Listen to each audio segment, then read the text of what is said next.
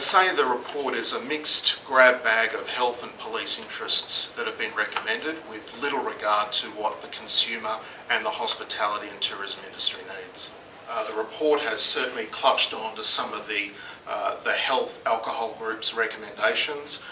It's ignored the government's policy about not introducing entrapment laws for police to prosecute using children. It's recommended that it does that instead, and it's ignored a lot of the red tape reduction recommendations that were put forward not only by the licensed industry but by the former committee that was chaired by the Minister for Tourism, Lisa Harvey, when she reviewed these issues back in 2009-2010. So I think there's a lot of work that has to be done on this review. The government has a huge amount of work ahead of itself. This review process, I think, has actually made it more complicated in getting to the nub of what the industry and the community and concerns of the consumers are. The review doesn't take the opportunity to modernise WA's liquor licensing system in regards to areas like Sunday night trading. There is still the restriction on Sunday night trading for bars and hotels to shut at 10 p.m. We're still talking about 1950s type regulations.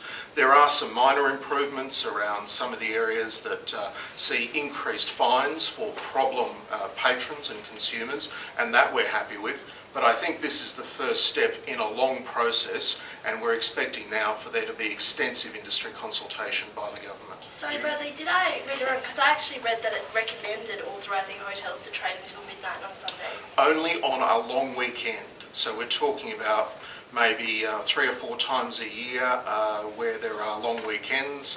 If it falls on a Monday, it depends on when the long weekends are or when the public holidays are.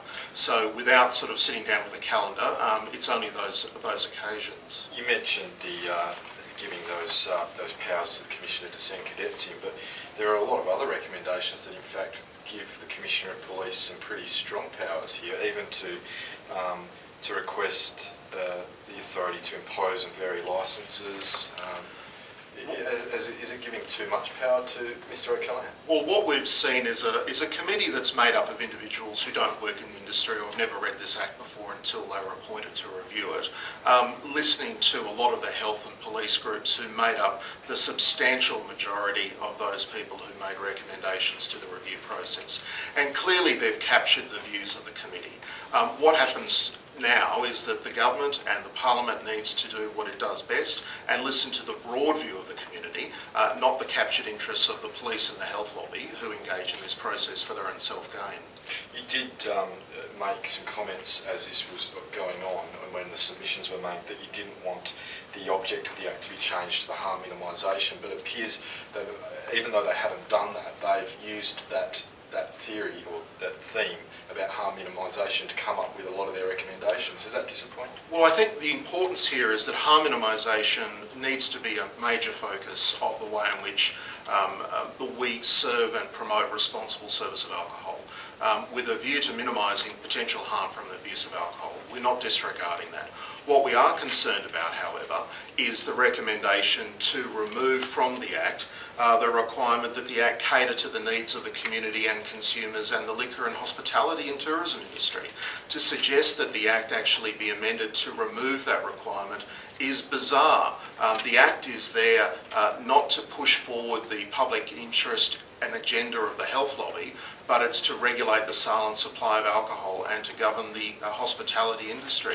It's not a public piece of public health legislation, it's a regulatory act, and yet these recommendations seem to be pushing it further and further away from understanding what the needs of modern West Australian consumers are and what the industry needs versus what the public health lobby are campaigning for. What about the recommendation to remove the requirement for liquor to be supplied with a meal between 6 a.m. and midnight Monday to Saturday and 10 a.m. and 10 p.m. on Sunday? That's a small win, isn't it? Well, those provisions were changed by the government back in March or April this year. They've already come into effect. So I suppose the review committee may have missed that in the media, I'm not sure. I can't understand how they could have. But those changes have already been implemented by government. So it's a bit strange that they're now recommending it as part of the review. What about preventing establishment of the licensed premises near schools? You know, is that just common sense, or is that more red tape that you're up against? Well, I think the issue around where licensed premises are located, particularly large liquor stores and being adjunct to schools, just is not common sense. These are matters that are determined by the Liquor Commission as it is. To actually have to legislate it in the Act just seems like more red tape because common sense already prevails. This comes down to the question of whether this review committee has just tried to sort of do a grab bag of meeting the various interests and coming up with a sort of a middle ground summary.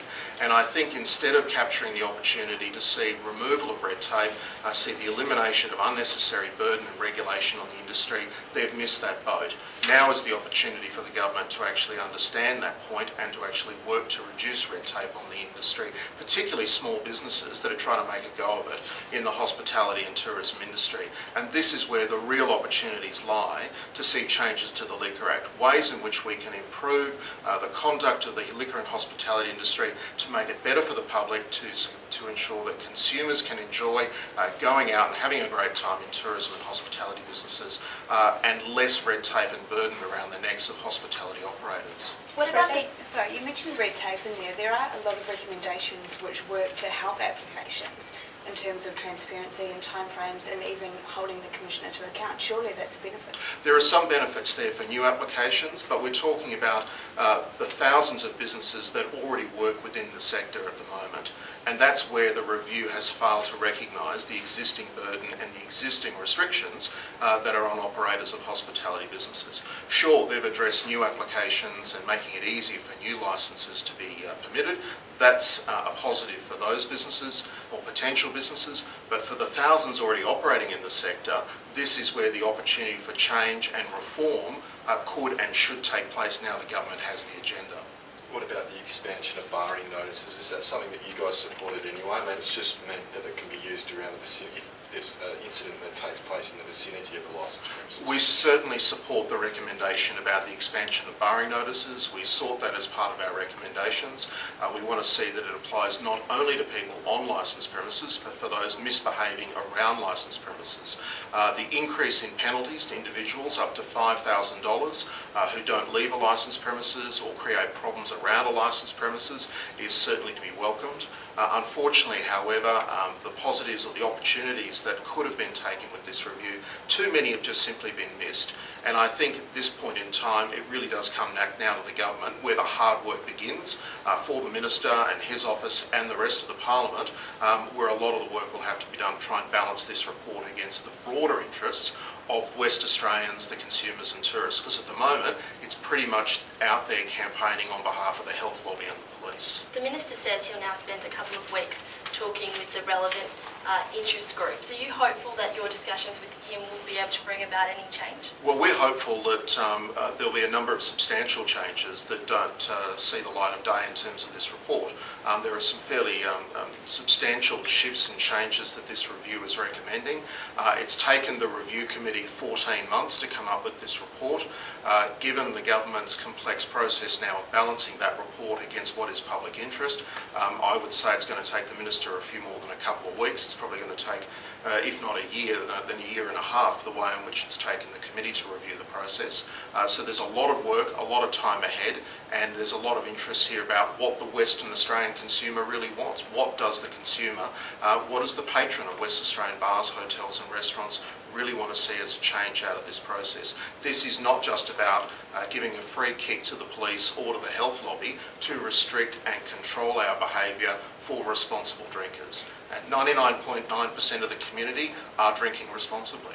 There's been a fairly heavy saturation in the media of alcohol-related incidents, even just in the eastern states. We seem to be seeing some of the incidents we may have had here a couple of years ago. Is that playing into the minds of the people on this committee when they're making these recommendations? I think the committee's views, given they've never worked in the space of the sector before, could certainly have been substantially shifted by the public health debate about alcohol. The focus on problem individuals who commit assaults, coward punches, that type of thing is very good. The media's focus on that is very important to try and bring about change of behaviour of young men in particular. That's a good thing. But what we've got to do is get it in context of balance of what is needed with respect to balancing up the broader interests of the community who drink and consume responsibly versus a very small minority of violent individuals who don't control their behaviour. And that's about getting the balance right. You've been up against it though, haven't you? Looking at the submissions, you've had, you know, a lot from health lobby groups, police and local governments and things like that, and then you've got yourselves promoting the interests of the industry. Is it? Look, at times it feels like, it is a David and Goliath process. 90% of the submissions and the weight of the evidence that the committee has looked at has pretty much been the health and the police interests. The consumers' interests, the patrons' interests, the public interests seems to have been given very little regard. Now the time is for the elected members of Parliament, the government of the day, who is there to represent the people, to bring in a balanced view about what the community and what the people of Western Australia actually want now. So that's where the opportunity for the people of WA to have their voice heard in this process starts. And that's what we're looking forward to in this lengthy process the government will engage in.